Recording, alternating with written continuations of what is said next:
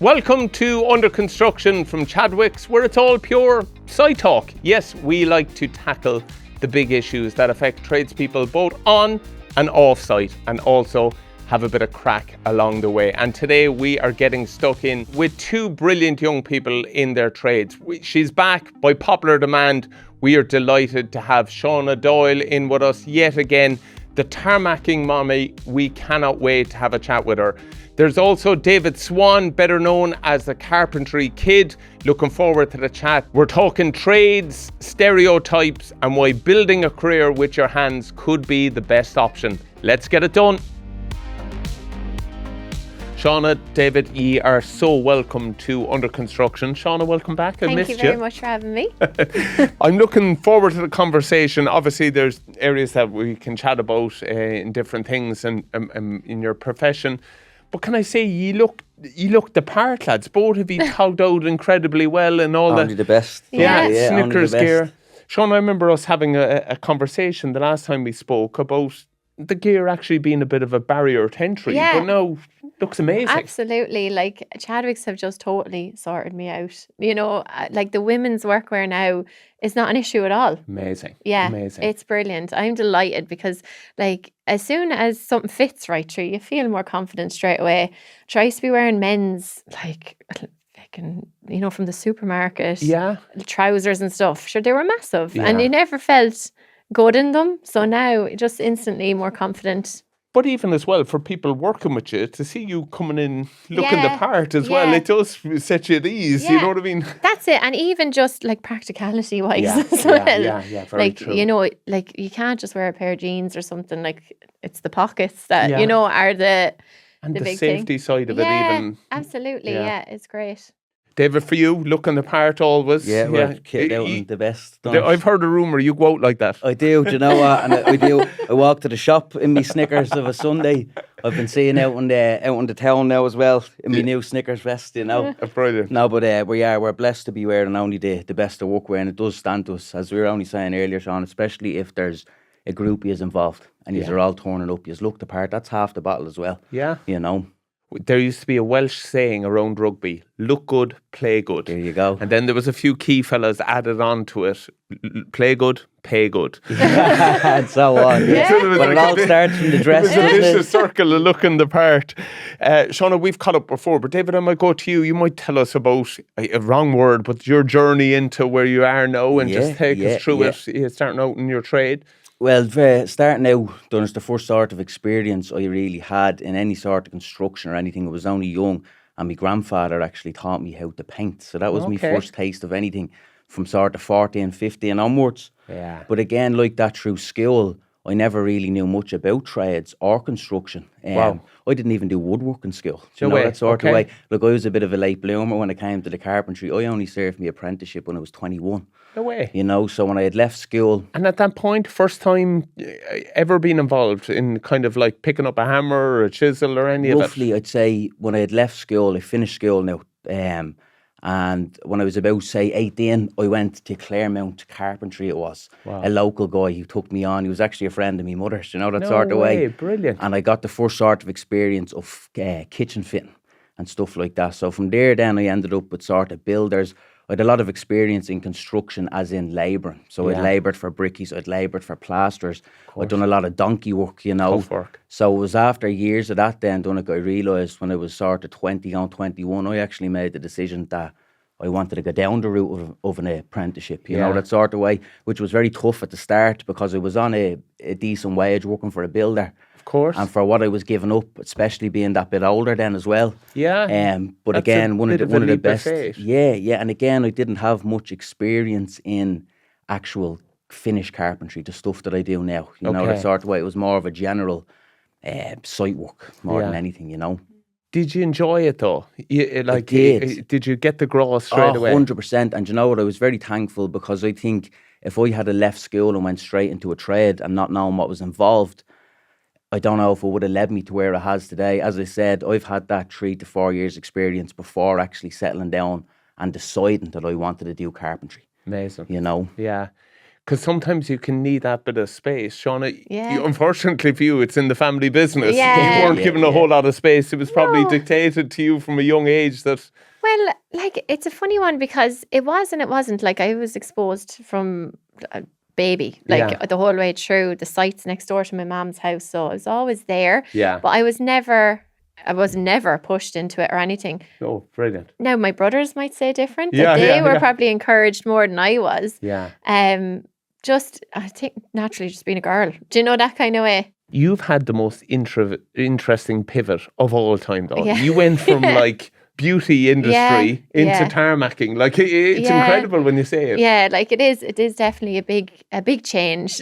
You couldn't probably get any bigger. Yeah. But I suppose, like, when I was a child, like, I always naturally was interested in it. And again, even more so than my brothers were. Yeah. So I would have been out on the site with my granddad. I could unload vans and stuff when I was 8 with the forklift. Like, I know I probably shouldn't say that, but health and safety. Health and But, like, safety's improved back when an I awful was lot. 8, it was different. Yeah. So I used to be unloading deliveries and everything. And like, just, it was kind of like it was just in me, but it was never in my mind to do it. Never. Like, and I think it was kind of from school. Like, it was just never encouraged. I went to an all-girls school. Yeah. It was either be a nurse or a teacher. You know, like, it was never there's be. not much talk of it. No, there wasn't at all.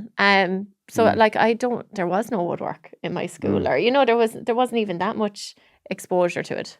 That's amazing that both of you are saying this, that, you know, school level, there probably wasn't an onus to push that way, but yet you both found your lane in an industry that you both love. Yeah. I think even the whole idea of an apprenticeship is shifting now as well. Absolutely. Whereas years ago, if you sort of didn't do well in school, or if you might have fell into a site, or if girls didn't, they fell into hairdressing or child. But whereas nowadays, it's a lot more prestigious, and the doors that it can open 100%. going forward, it's really doing a full turnaround. Absolutely, you know. yeah. Because it probably did. You're right, David. It probably was a dirty word to say a trade. Maybe it was legacy from the Celtic Tiger and all the catch up with that.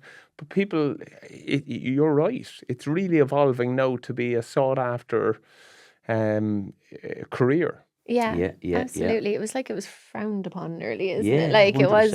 It definitely wasn't up there with like parents pushing kids to go to university or anything like 100%. that. The whole college route then. Yeah, definitely. but I do think it's changing, definitely. Yeah. How we'll get into it, but just it's appropriate now. How can we better support younger boys and girls at kind of school level to be at least opening their eyes to these type of opportunities? Do you think it's good enough, Shauna, at the moment? Do you feel boys and girls look towards college and then maybe a trade, or how can we improve it? I think it needs to come from primary level.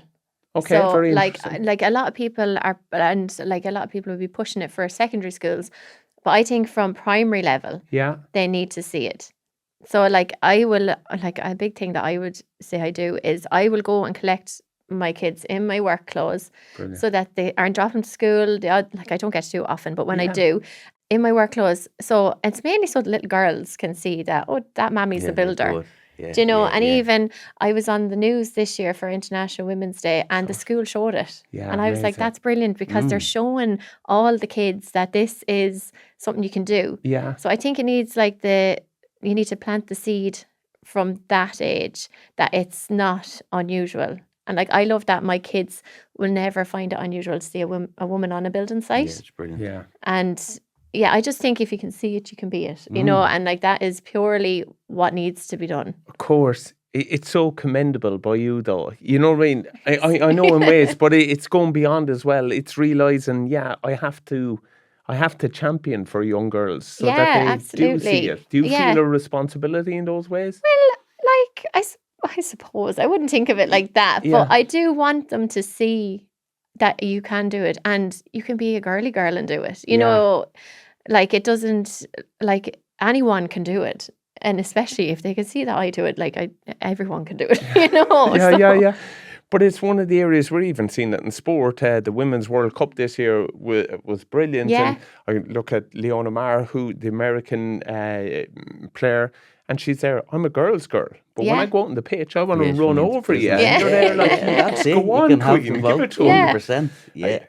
David, are you starting to see that more kind of stereotypes breaking down on site? Yeah, 100%, definitely, as you said, and especially with the roles within the workplace nowadays. Yeah. But what we touched on earlier, Donncha, I think huge is the awareness, and that's a brilliant point, Shauna, with how early you're starting.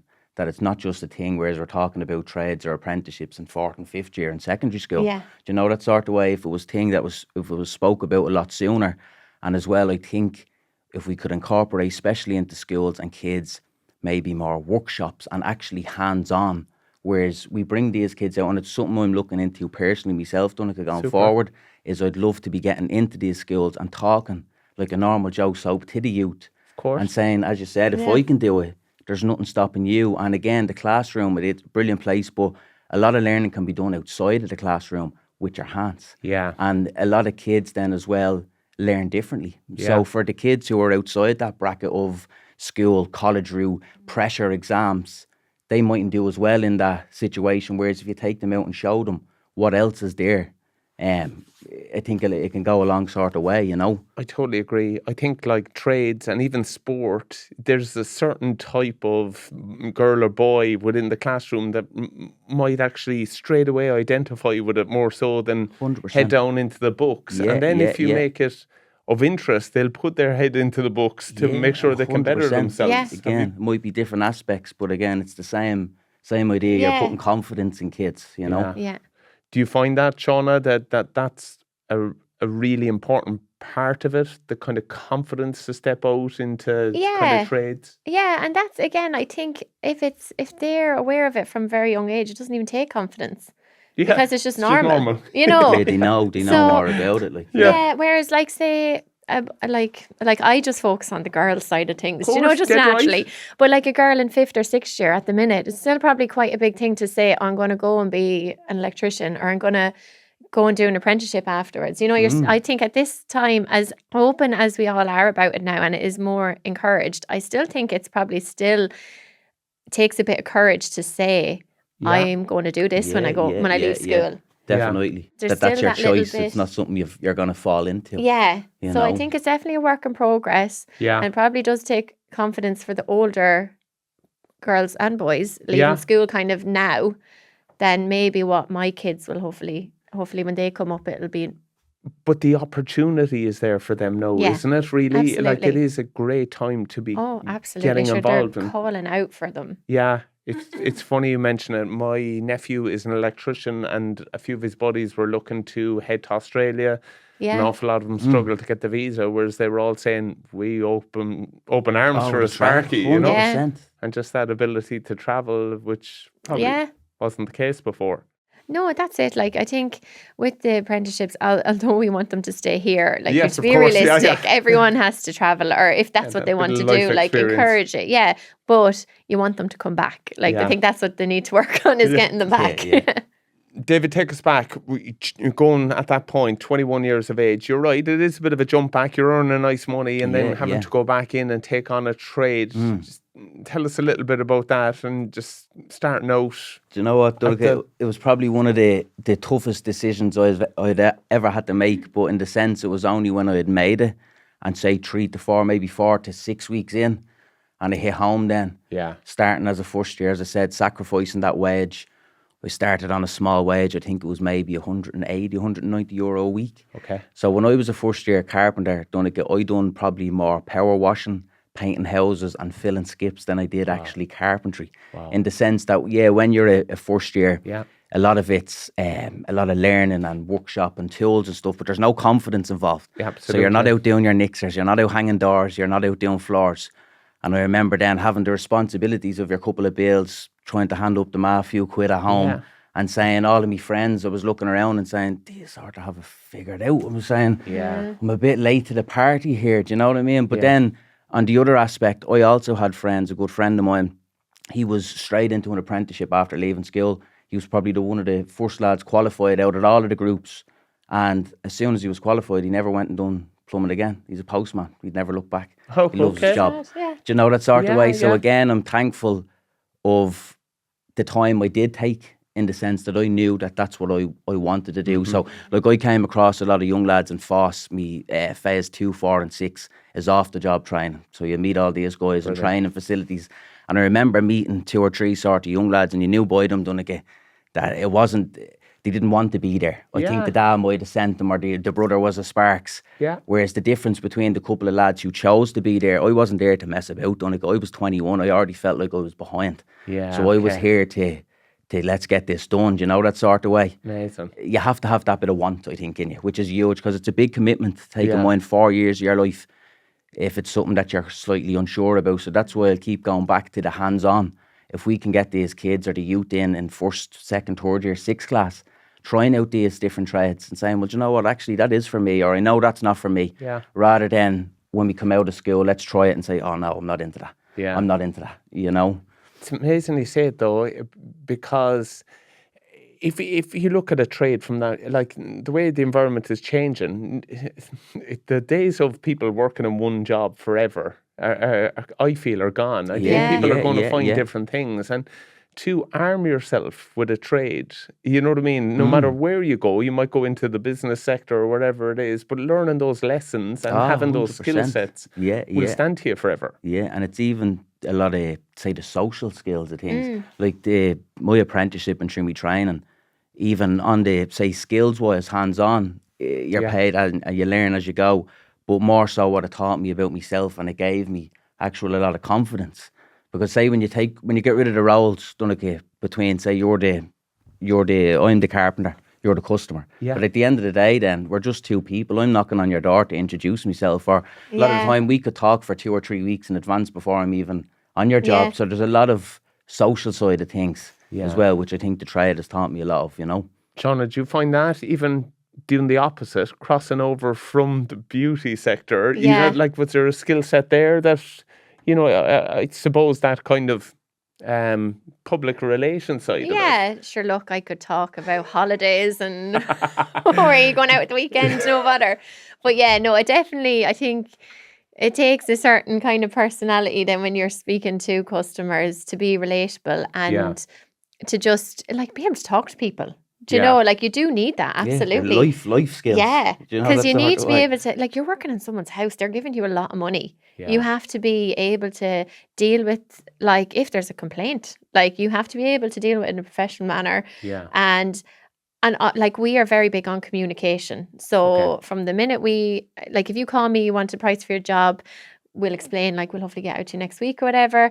And throughout, we are black and white. There is no vagueness. If we say we'll be there in 8 weeks, we'll be there in 8 weeks. Okay. Do you know? Yeah. And if we are held up, we'll give people notice and just say, look, we've been held up. It might just be another 2 weeks or whatever. Like, that rarely happens. But if people know, they're fine. They can adapt. It's when you just leave them kind of in the dark. They're like, so are you coming to me? Are you not? So it's just about communication, really. Yeah.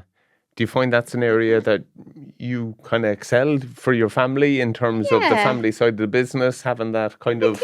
I think I do well with that. Set. And I think as well, like, just being even a woman in this industry, I find, like, with us anyway, I deal with a lot of women. Like, it's the women that are calling, looking for the price or whatever. And I feel that they're comfortable asking me the silly questions, even though there's no such thing. No, but, you know, they'll ask me, so what does that actually mean? Or, do you know, and especially say if there's older women living on their own, getting work done, they say that it's lovely to speak to a woman. I would never have thought of that. And, you know, like, you wouldn't, like... I wouldn't just think of my nan calling someone there. Of course she'd feel more at ease. Just you know, and it's little things like that you wouldn't realise. And because it has always been men arriving at doors. Yeah. Like, and obviously that's fine. And, like, most men that do that work are very approachable and stuff as well. But there's always that sort of thing of talking to another woman, do you know? Yeah. How do you handle the awkward conversations? The ones, you're right, the kind of confrontational side of it. And you're right, like, there's a part of it where they're also the customer, but there's your standards as well. That is a different skill set. It is. And again, you just have to be professional about it. Yeah. Like, if something goes wrong and it's our fault, it's our fault. There's no point in trying to say, oh no, sure, that's, you know, like, don't be silly. That's how it's meant to be. You know, there's none of that, like, because it's either right or it's wrong. Yeah. So, do you enjoy it? Oh, those bits I'm a bit like. Because I have a teammate of mine, he loves those kind of moments. He loves a bit of confrontation, loves those sticky conversations, whereas I'd run a mile from them. Yeah. What about you, David? There are you? Look, you meet them along the way, but you know what I always find as well, you nearly know, you probably feel the same, Sean, as well. But when you're going out and surveying these jobs, there are a lot of times, I'll know what sort of type of person you are by your first sort of interaction. No way. Yeah. You both get a feel. Do you? 100%, you know. Wow. And it is okay then as well at times to say no, which I've only started realising myself, gone self-employed lately. At the start, I was a bit of a yes man for these customers or potential clients that you know you're sort of... There could be a little bit of here or, you know, even by the questions that you've been asked, you know, that sort of way. Yeah. So it is okay at times then if something's going to not work for you, that it is okay to say no as well, to try not be a yes man. Yeah. You know, that sort of way, because I think that can get you into a lot of stuff if you're people pleasing or, as you said, making these commitments. What do they say about sort of under promising and overachieving? Yeah. You're the hero in that sense, rather than the opposite, then you're the villain. Yeah. You know? Yeah. Shauna, do you find that? Have you that? I totally agree. Yeah. Like, people's standards just seem to be going up and up and up. Okay. And, like, we do find sometimes that people pick out fault and you're like, you're outside. Like, it's not, you know, obviously, we totally take them on board. And, you know, you do come up with, like, a compromise or whatever. Yeah. But like that, if you get vibes off people, simple as, in all aspects of life. And if your vibe doesn't match theirs, it is okay to say, I'm afraid, like, we won't be able to work with you at the moment, or, do you know, just we're not the right fit for you. That's fine. That's an amazing thing to have the ability to actually say no. And call it a sixth sense or whatever it is. But there is something there it's very, very rare that you do it. Of course. Touch wood. Yeah, exactly. Next time I call Vodafone near there, we're actually up the walls at the moment, Johnners. They'll stop ringing now, they will. Brilliant. I love it.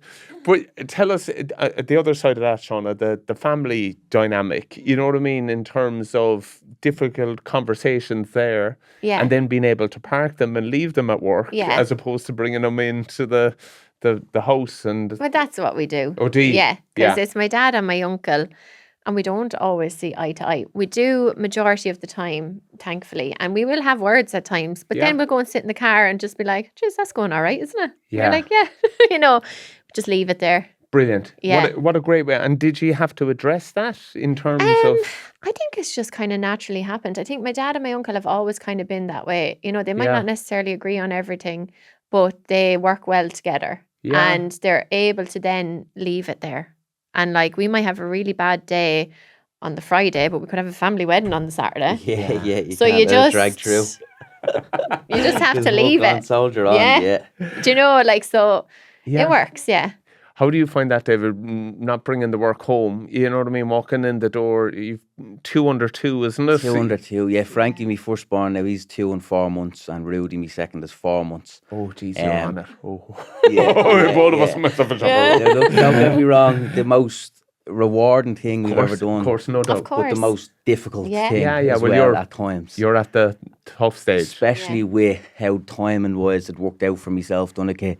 My first, Frankie was only 3 months old when I took the leap and went fully self-employed. Wow. And I remember having the conversation with my partner, Abby. Now, Abby, I have to say, she's backed me no matter what. All my good and bad decisions I've made, she's always backed me.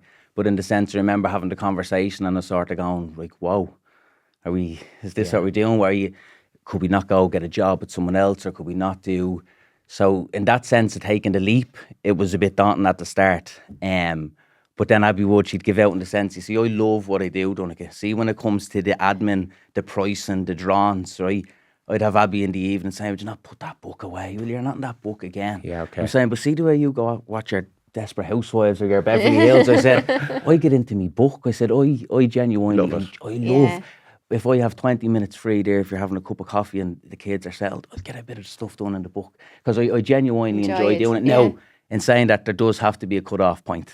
there's sometimes when we're sat there watching the telly and she's looking at me and staring into space, she's saying, tell me you're not thinking about that job. Like, I'm sorry, she said, come we're on. Watching Traders and you I was sitting there saying, if I do that, if I do this, you know. Yeah. So it does be hard to find the cut-off point, but then again, then you leave it where it is. As you said, it won't work past 4:30, 5 o'clock, Donncha, Okay. since I've gone self-employed, because as of now, the most rewarding thing of being my own man is the time I have for my partner and my kids, as in I've no hospital appointments missed, anything I can be there for, I will. So on that aspect of being self-employed, that's the most probably rewarding part, is your timekeeping and stuff like that. Great that you've put that discipline in place for yourself, because when you're self-employed, you can chase it. I could just imagine in your, and same for you, Shauna, when you're providing, there comes the pressure as well to keep on it, but that can actually erode what's under the roof. It was at the very start, I was near opposite. I remember the first couple of months, and Abby was saying, "Is it going to always be like this?"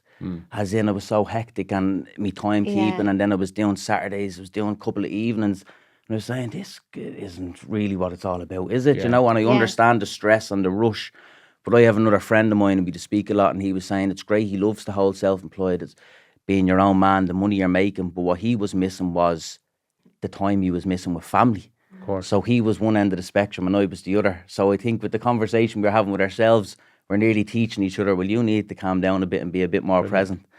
And you know, that sort of way. So it's finding that balance. But it's good that you have someone to have those conversations with. Yeah, because 100%. I find like there's 3 of us there at the moment anyway. So any problems or anything like that, there's 3 of us. It's not just one person making a decision. Of course. So to have someone you can talk to is brilliant. Yeah, just to confide in and have a little chat, you know, that sort of way. You might be thinking something in your head, and when you hear it from the third party, they say, no, you're way off there. You know, and you listen and you say, do you know what, actually, there's a bit of thinking involved in that, whatever, you know. Absolutely. It's the biggest thing I miss from rugby, that kind of, people would kind of call it the peer-to-peer learning or having your back. Shauna, how do you find it in the industry? Because you're a unicorn, hopefully there's a wave coming because of the brilliant work you do.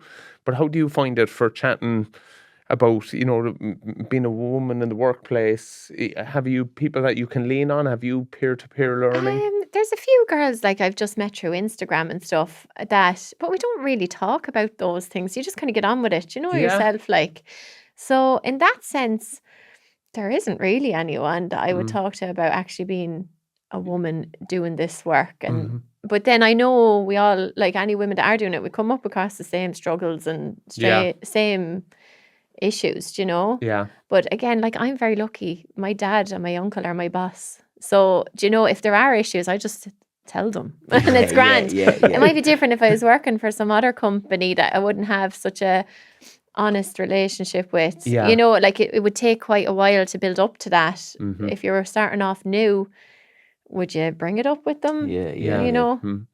And just for you, David mentioned it there, the kind of internal pressure from home. How old are your kids now? My kids are 9 and 6. Okay. Yeah, kind of out the other side. So but still a bit of work. Yeah, but there's 2.5 years between them, so I totally get where you're at. Yeah, but you're at that kind of say, one of them at least you can give a cop on, because a break. Yeah, no, they're great, to be fair. And like, I'm home alone with them myself now, so I don't have anyone for backup, you know, that kind of way. So when I go home in the evening, it's like dinner, training, let's go all the time. So there is, like, straight away, there's that extra pressure of being like a single mom on top of being out laying tarmac all day. And do you know, it's one big juggle. Sure, everyone that works has a juggle, and every single parent is the same. But it's just when you come home and then it is all still on you.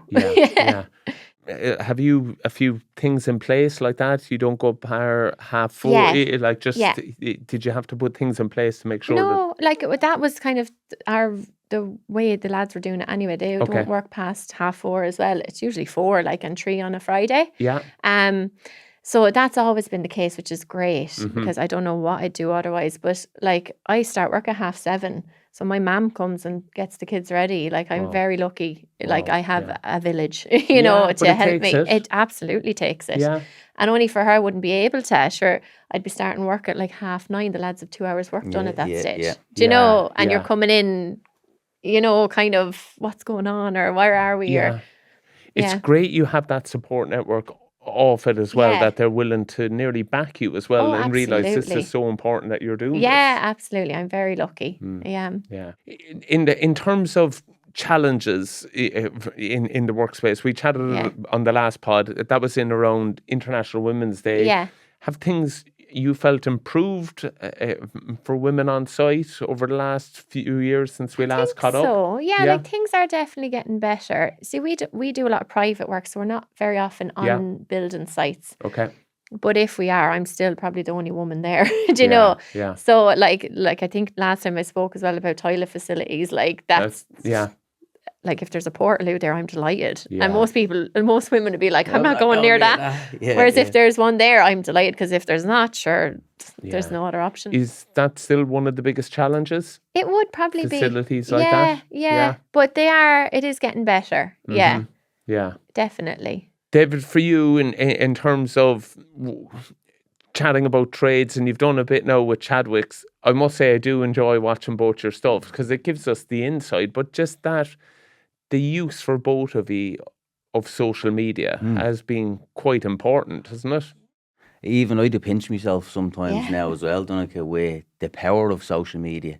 And when it's used in a certain way, the doors it can open, or for the people it can put you in touch with and stuff, like, you know. And again, I do always say this to a lot of people, see your advertising, it's free advertising. Yeah. Like, see, before I done any stuff with Chadwicks or any collaborations, I think the first thing was maybe about 2 years ago, 2.5 years ago. But before any of this, I done all this social media stuff in any way. Posting on my page, showing. And you know, it was only, I used to do, say, a before and after. Yeah. And you'd get a bit of traction. But then what I started realising is people actually enjoy watching your work, seeing the time lapse of how you've done it. Okay. So what I'm starting to do now, I'm taking my social media a lot more serious now, in the sense of doing my stories, and I'm trying to make my page a lot more personal. Because when I'm talking on these stories, I'm trying to actually interact. One, that's how my work's coming in. I'd say 70% of my work is through social media. No way. As of now, like, I've done no advertising. I don't have business cards made. I don't have, but in the sense of how the social media is used, it can go so far. Even with, like, I don't have a huge following. It's going up and up, but like, you're doing some sort of stuff on social media, and hundreds of thousands of people are getting to see this stuff. Wow. You know, which is great. And as I said, it's paying the bill. It's not necessarily the money coming from there. Yeah. But it's giving you the following. And every time, if I want to fit wardrobes done, like, I'll post a picture or a video of me doing a wardrobe. Yeah. And within a day or two, someone say, that's not, where do I get one of them? Yeah. So they hit me up there. You know, that sort of way. So it's amazing, the power of social media, and it's great with the interactions then. Like, Shauna, we've done some very funny stuff together. Yeah. All the videos, the Christmas advert and all. But a lot of people can relate to it. Yeah. As well, you know, that sort of way. Absolutely. We'd encourage anyone that's listening to go on the Chadwicks social media channels to follow check some them of it. Out. If you want to laugh, you know, that sort of way. Some of them are brilliant. But Shauna, just on that, evolving your social media, realising, like, obviously you need to have a knack for it too, but like, what are the hooks that people are actually interested in the journey? And I always find watching your stuff, it's actually quite nice watching tarmac go down, isn't it? What is it, ASMR? Is that what it's called? I don't know what it is. You're like, oh my God, this is amazing, you know? Yeah. But just tapping into that and realising that's what drives interest. Like you say, I think it's people like to see the process. And like, because my friends have often said to me, they're like, I'm working from home, I'm sitting at the computer, I go on and I'm like, where's Shauna today? And there you are in a quarry or something. And they're like, that's so cool. I never knew what a quarry looked like, you know? And it's just, like, people are just interested in how it's actually done. Yeah. Did you ever realise that social media was going to play such a big role in your career? Never. Yeah. Like, I think I thought about it for about 2 years before I set up the Tarmacing Mammy. And it was purely, I just wanted to show that girls can do this work too. Yeah. That was purely it. I never in a million years thought I'd be getting like Snickers gear. I'd be working for Chadwicks. I'd have all these opportunities on podcasts, like on the news, things. I like, every time another opportunity comes up, I'm like, my mind is blown. I'm like, how, like, why me? Like, what? Really absolutely. But Shauna, there's people in trades now listening in, and they're busting their tail, and maybe they have a resistance to use social media, or there's the fear of the unknown. What would you kind of say to them in terms of how it can benefit their work? I think go for it, like, because it is exposure no matter what you do. Yeah, okay. Somebody will see it. Good or bad. Exactly. That sort of and way. someone will see it, and it takes time. Like, I wouldn't have a very big following either, but around Carlow, I'd be quite well known now, which is mad to me. But it's something, and it costs nothing. And it's rubbish at the start, whatever you make, but it just keep going, just stick with it, and you do just get better and better. And like, it's hard work. Like, it's a full-time job. It is. 100%. And I don't think people give that No, enough credit. way. Not at all. Because everyone sees the kind of, and I know it became a dirty word, like influencers. Yeah. But they're slaves to the algorithm. Oh my Yeah, God. yeah. And it is totally a career. Like, I can totally understand now how when people say I'm an influencer, I'm like, yeah, I get it. I'm Full-time commitment. Yeah. And then that's, as you said, without say you're grafting or on the tools or pricing work or kids, family. Yeah. The whole side of social media. It does take time. Yeah. You know. Do you put away time in your week for it, or how do you manage? Like, you hear people have content calendars and stuff like that, or do you just see it and go, okay, this will go well, or do you plan? I'd love to say I was that organised, but no. It's like when the kids go to bed, I'm like, when right, I need to do this now. Yeah. And like got a window. This 30-second video takes me about an hour. You know? And people don't understand that. No. No, they always see the finish. They see the finished product. And you know what can be disheartening at times, as you said, you're mentioning the algorithm, right? It can be so hit or miss. Oh my God, you could spend a couple of evenings doing this edit or saying that's the one, then you put it up and you get no feedback and 1,000 people watch it, and then you'd go and put one up that there's no effort, blah, goes on TikTok and 700,000 people watch it. You're like, how do I find the middle ground? Yeah. What's you know, the sort of way you're there? either hit or miss, and you're like, oh. And then I find the ones that you put loads of effort into that you think are are the flop. ones. Yeah. But I think that's because people like the kind the real. They do, don't they? Yeah. Like, just seeing that side of it, and even hearing the struggle of it is of interest to people.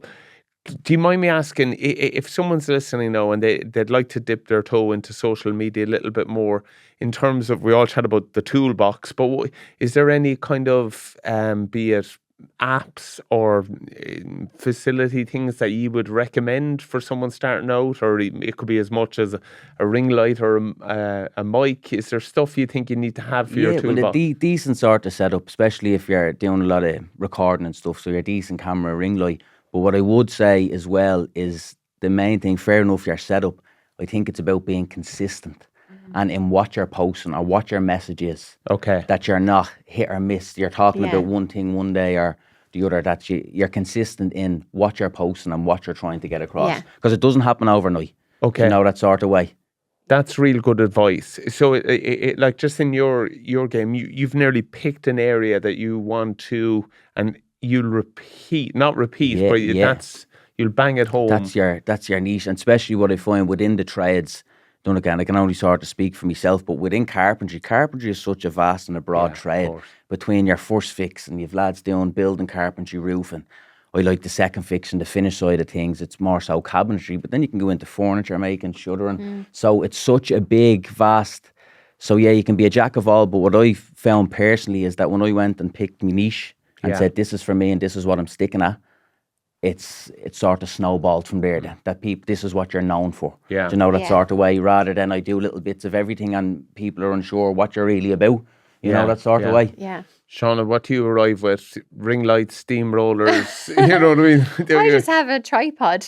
That's it, I'll set that up when I can. But even at that, like, remembering even to do it some days, and I'd be finished and I'd be like, crap, that would have been a great video.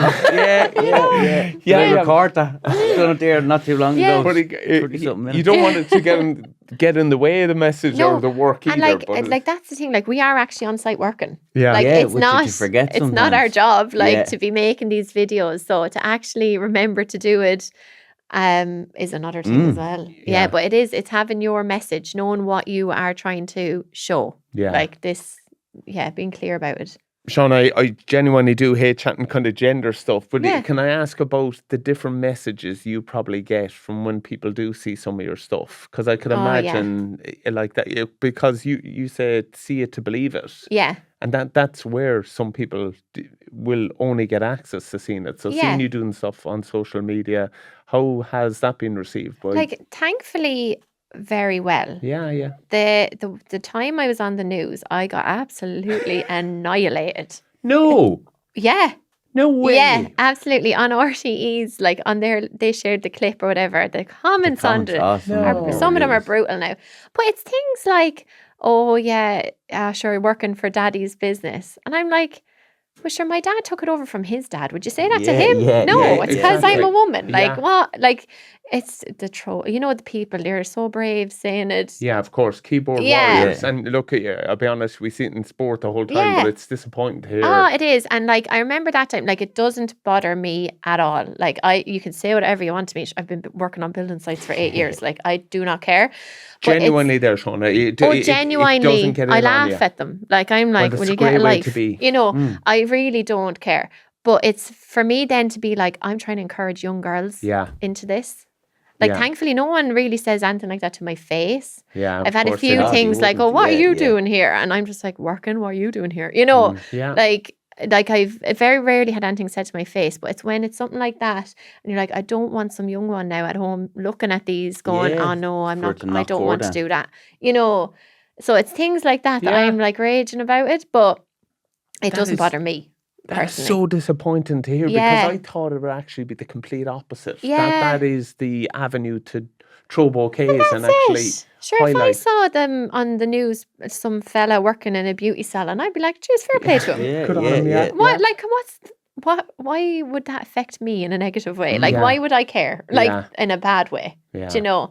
So it is, you do get it, but not very much, thankfully. And now, especially not the longer I'm doing it. Of course, yeah. But if I had got those comments when I was only doing it a year or two, it would have definitely knocked me big time. A different type of person that hasn't got, but a thick skin for it. Yeah, you know what I mean? That's it. Like, I'm happy enough in myself. Yeah. But if I was insecure at all, that would really knock you. Like, it could turn, like, it would possibly turn people off it. Yeah. Do you know? Yeah. We've said all the time just that importance of being kind and. Oh, absolutely. Yeah. David, how do you find it? Of course, you know what I mean? Someone pumping your wheels is great, but a negative comment, they always seem to stay with us a little bit longer. How do you manage? Well, you nearly take the good with the bad, you know, that sort of way. Donncha, and I do always remind people as well, because you can't get too involved with them then as well. I remember having a discussion with the guys in Chadwicks. I was saying, see that video we put up? I said, can I write back to a few of them? And they're like, now just be wary in what you're saying. So, look, you'd have a bit of crack, but then what you have to realise as well, good, bad, the ugly, they're taking time out of their day. They've commented on your post, which in regards, that's boosted your algorithm. It's helping you in some sense, whether it's good, bad or ugly. I only left a little comment to another guy. I said, you might as well be part of the marketing team now. Yeah. You're actually helping us out. It was you beeping this and you beeping that and whatever. And you're saying, people live off that sort of stuff. Yeah, do you know what I mean? So you have to. And then on the other hand, Donncha, with social media, you're putting yourself out there. So people are going to say what they want to say, whether it's nice, whether it's regardless, people are going to have their say. So that's the other end of it, you know, that sort of way. We do know the importance of people getting behind you though, and we've seen your collaborations with Chadwicks. Just, you might take us through how that began for you, Shauna, with Chadwicks and your involvement. Well, it was from the podcast when I did it for International Women's Day. Since then they've really backed me, so it's been great. An absolute amazing opportunity to work with them. Of course, and it is important. People kind of nearly throwing the hand down as well to, you know what I mean, help you kind of excel and get better and say, it's we great. Back you. And like, for a big company like Chadwicks to be supporting you is amazing. And again, it adds to, if customers are looking at you, they're like, well, if Chadwicks are working with them, they must be good, you know? It's that seal of approval. David, for you, how did it begin with Chadwicks here? The first time I got out, it's a bit of slagging. I do always slag the lads. They're always the good ones. For a long time, as I said, I always done my own social media because that's where I got a lot of my work, especially Nixers as an apprentice and stuff. Yeah. I've been tagging Chadwicks and the Panelling Centre for a very long time. But you know what it was? Keep banging the door. When we got to me phase 6 training, there was an award up for grabs for Carpenter of the Year out of all the carpenters that were in the same training block. Yeah. So I actually won the award, but it was given by Chadwicks, and it was a €500 store credit voucher and a nice little plaque done for Carpenter of the Year for communication skills and all this sort of stuff. And it was only sort of then when I accepted the award in my local branch, a bit of slagging then, because I'm in that local Chadwicks, so I'm going in and out of there since I'm 17 or 18. I know all the lads in their years. I used to be in with all these different builders. Now I'm going in doing my own thing. You're in there with your cert. So if I came in with my plaque, I was saying, now look at this. And then from that then, Donncha, it just sort of snowballed, It was great. As I said, I was really into the messages they were doing. The funny ones, obviously, great. Of course. Yeah. Great to be involved with any sort of collaboration with workwear. And the publicity you get then as well, the advertising, but then it's great to be involved in something that's just so like a big family as well. Yeah. Everything's fun. There's no real doesn't seem like work when you come in. I'd look forward to when you get a shout saying we're out recording, saying what are we doing today? Yeah. You go out and saying I'd love to be doing this all the time. I said just get me off the tools, But that partnership's important because it shows the real side of your work. And I know we joke about even the hop and the ball, but that's a site, isn't it? That's a work environment for you. Yeah, that's it. It shows the fun side as well. And it is a great way of showing the different trades. And even I don't have a trade. Tarmacing, there's no apprenticeship or anything. But your apprenticeship has been since the age of 8. There you go. I've been training for a long time. Exactly. But it just is a great way of showing through the tools in the store and stuff, but who's going to be using it and what it can be used for so many different things, Just from a parent's point of view, my little boy or girl at home is interested in trades. I think there is a perception from maybe some parents, maybe there's a hang up with the Celtic Tiger. What would you say to parents that, that would help them from what you're seeing site is like nowadays? Well, I think if you ask them straight up, if you needed a plumber today, who would you call?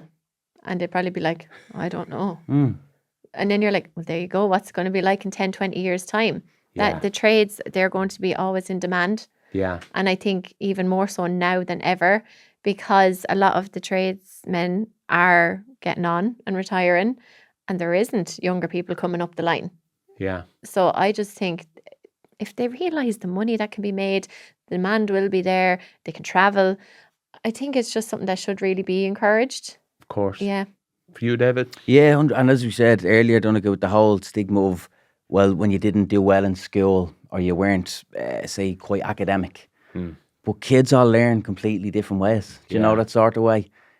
So I'm a big believer, the awareness first off, but then the practical side of things, let's get the kids out in workshops. Let's have them making toolboxes. Let's give them a taste of it. It doesn't necessarily have to be carpentry. If they're interested in blocks, if they're interested in tarmac, get them a taste of it while they're young. Do you know that sort of way? Because as I said, when you fell out of school years ago, the women fell into hairdressing or child mining. The lads ended up on a site. You're only a labourer on a site.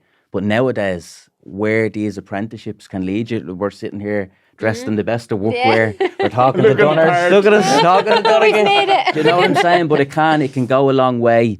That I do believe that the college route isn't the only way to success when there's kids out there who are hands-on learners like myself. Yeah. I struggled, say, even sitting in the one room. I'd get antsy. If you let me out in the field of the football, though, let me go, get me out digging. Yeah. I dig all day. Do you know that sort of way? So there's different aspects to it, I do believe. Hear, hear. Well said. Can I just say thank you so much for obviously the conversation and the good chat on under construction and all you do with Chadwicks. You always give us a bit of a giggle on top of giving us a bit of insight, but as well for being standards for the rest of us coming up, for our boys and girls, that they can look to you and say, yeah, I can do whatever I want. It's my decision. So you should be so proud of everything you've done.